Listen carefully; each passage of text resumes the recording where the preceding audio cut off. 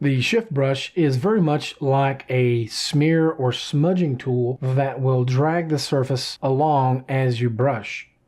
So allow me to quickly demonstrate here.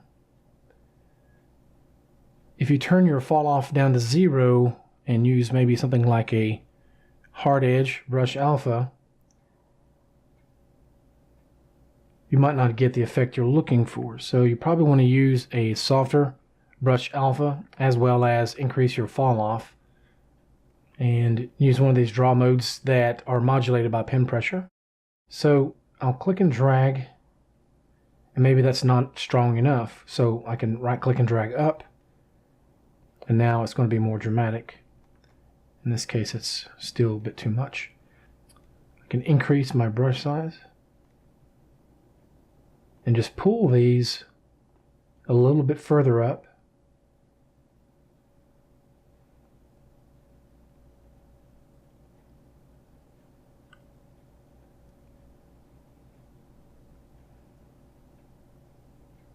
You could also use a move brush as well, but this is going to be sliding it along the surface rather than just moving it in 3D space.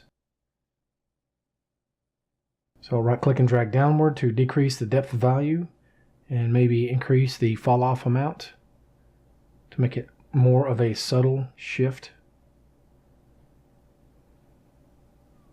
This would be a really good tool to use whenever you are sculpting wrinkles or folds on cloth, for example.